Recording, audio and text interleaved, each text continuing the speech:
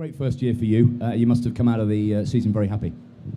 Yeah, I think looking back now, we can see it was relatively quite positive. Obviously, there was ups and downs in any given season in Formula One. I think when you've got 20 races and you're on the edge trying to gain the maximum out of it, you aren't going to get it right all the time. I think what you can say is the nice thing.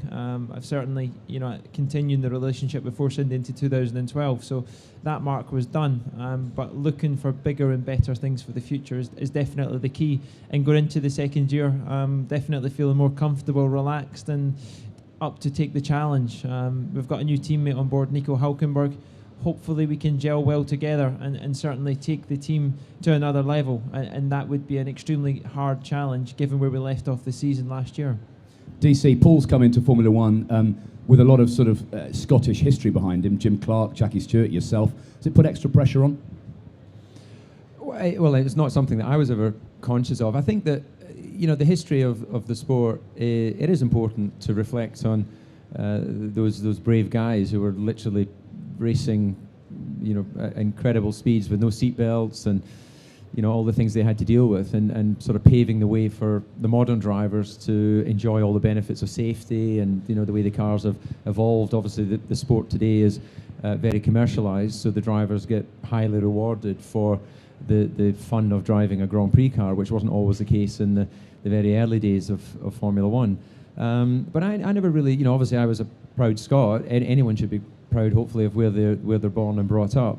But I was always very aware of the fact that I have a British passport, and winning the British Grand Prix was a highlight in my career. So I suspect it's similar for Paul. And the way our careers have developed, you start off racing in Scotland, but you need to move down south to where the real strong competition is, where all the big championships are, and then obviously branch out across Europe before you finally get to Formula One. And Paul's route to Formula One was through DTM.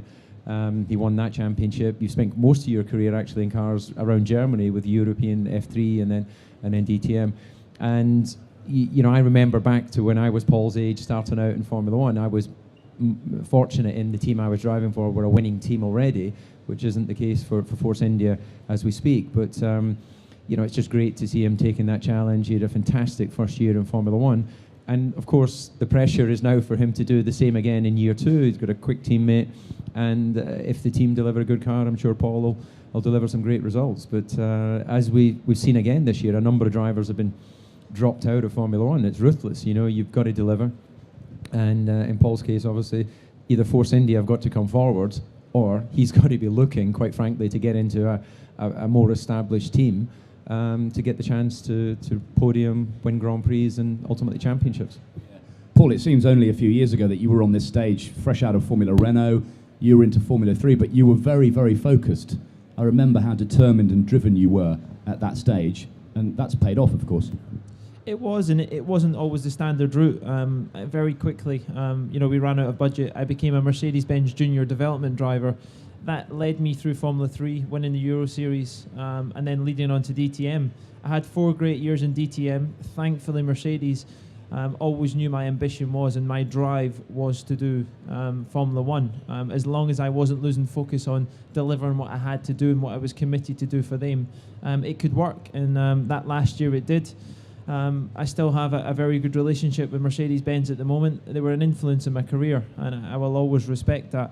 And maybe one day, you will be driving their car in Formula One because they're a huge manufacturer. However, the nice thing is the connection's still there. We're Mercedes-Benz powered at Force India, and equally their car system, and it's nice to be still part of that family. DC, you won all but one of your Grand Prix with Mercedes-Benz. Very important for a young driver to get in bed early on with a big manufacturer. Yes. I knew you'd pick up on that. Yeah. No, it is important to be with serious partners. And in the case of Mercedes-Benz, they've committed to Formula One. They did so way back with Sauber before they actually fully committed back into Formula One under the name of Mercedes-Benz. I think at the beginning when they did it with Sauber way back in, was it the early 90s, it was concept by Mercedes-Benz. But they've been, uninterrupted in their support of Formula One now for the last 20 odd years. And they have supported drivers in Formula 3, DTM, other championships. And you look at other manufacturers like BMW have come and gone, Toyota have come and gone, and Max Mosley, in fairness to him, used to say that Formula One cannot be dependent on these manufacturers because they do change their mind. Board members change their mind and they pull the funding for F1. So I think that we should really acknowledge how consistent Mercedes have been across, turbulent times in Formula One of their support.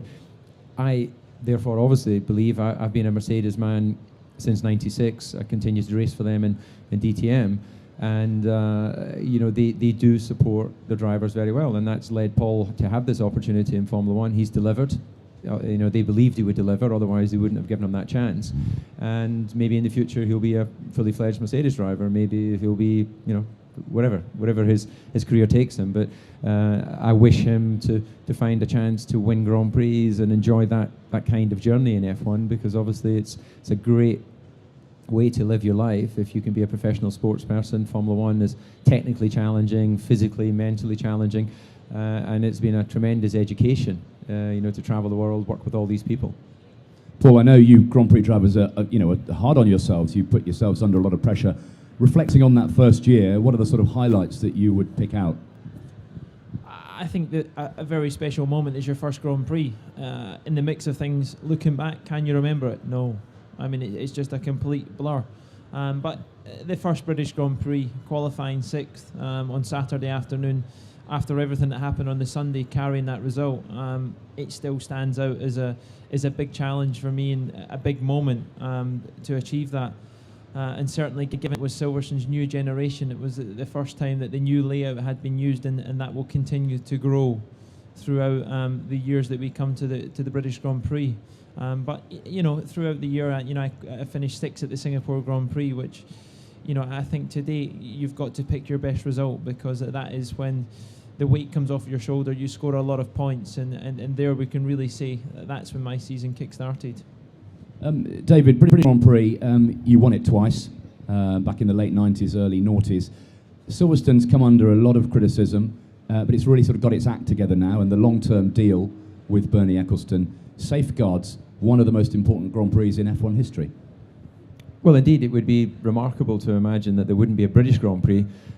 Some people may remember fondly when it used to share it with Brands Hatch, or of course remember that amazing Grand Prix at Donington that Senna came through in the wet and won. But for me, Silverstone has always been the sort of rightful home of the British Grand Prix, and they've invested heavily over the last several years to upgrade facilities and change the track and do all the things, but it's retained that high-speed flavour, which has always been the thing that has been a great challenge for the drivers. What used to be the opening section down through Copse and through the Beckett section was just incredible series of corners. It still is an incredible series of corners. Of course, it's halfway around the lap now with the new pit complex. But it's great that they managed to secure it. We've not had any of the sort of scary stuck-in-the-mud situations that we had, a decade or so ago, where people had all those issues. Getting in and out of the track, as far as I see, is as good as any circuit when you've got large amounts of crowd now. So hopefully those who do go to the British Grand Prix enjoy their experience. And it's always going to be difficult to allow everybody to get as close to the cars as we would all like, but that's the nature of the sport. Paul, from a driver's perspective, what did you make of the new Silverstone layout? I think it was very good. I think, like David said, it was kind of a different approach to the lap, and I think that was the biggest thing getting used to. You arrive at Copse, Maggots, Beckett's, Stowe. It's one of the fastest series of corners, I think, probably in the Formula One calendar, and it's where the cars excel from themselves, and where downforce really matters. But I think, like the BRDC, which we're both proud members of, being the oldest motorsport club in the world, it will only get better. I think recently I had an email to say that there's a new infrastructure in place again to then develop opposite the new pit complex, just to build hotels, museums, and really get Silverstone back in the calendar. Because one thing I will say is it will eventually get up to the line where the likes of Abu Dhabi are, but there's something very special about it. And the crowd, I must say, this year on the Sunday doing the drivers' parade, there was nowhere came even near to it. Anyone planning to go to the British Grand Prix in July? Oh dear. Perhaps it's a bit early. Tickets are on sale now, of course. Guys, looking ahead to 2012, you've had a seat fitting in the new Force India. Did you fit? And were you comfy? I did fit, but you kind of arrive there and it just looks like a carbon bathtub. There wasn't many parts on it, but very comfortable. The guys, obviously, during last year, they ask the driver's opinion and what's going to make you feel more comfortable in the car, which is an important part because it's not only comfort, but your muscles. You get muscle pain if you're not seated right, and to get it done that early in the season and be there, I think it is very good. The only concern I have, it went that easy that I think if I was there next year, it wouldn't be quite as easy because they would be trying to gain something from aero and make the cockpit a bit smaller again. And David, for you, another season in front of the camera with the BBC. Exciting times ahead. Well, it is indeed, and we talked about this yesterday. There's, we were all obviously disappointed to know that BBC wouldn't have all the races live, but now we've a chance to see what the new format's going to be. 10 of them will be live, the ones that aren't live. So for those who are waiting for the first Grand Prix in Melbourne, I don't know exactly what time the live slot will be. Is it like 5:30, 6 in the morning if you're tuning into Sky? The BBC broadcast will be at 2 o'clock on Sunday, so it'll still be the same sort of time you would watch a European race. And what we're going to focus on is more analysis after the Grand Prix to really understand why the strategy played out the way it did, any events, incidents, accidents, and try and give a much better analysis of all of that, and package that into the show that people will see as a highlight package. The live races will be exactly the same as you've seen before, so the 1 hour build-up with Jake Eddy and myself and all of the team.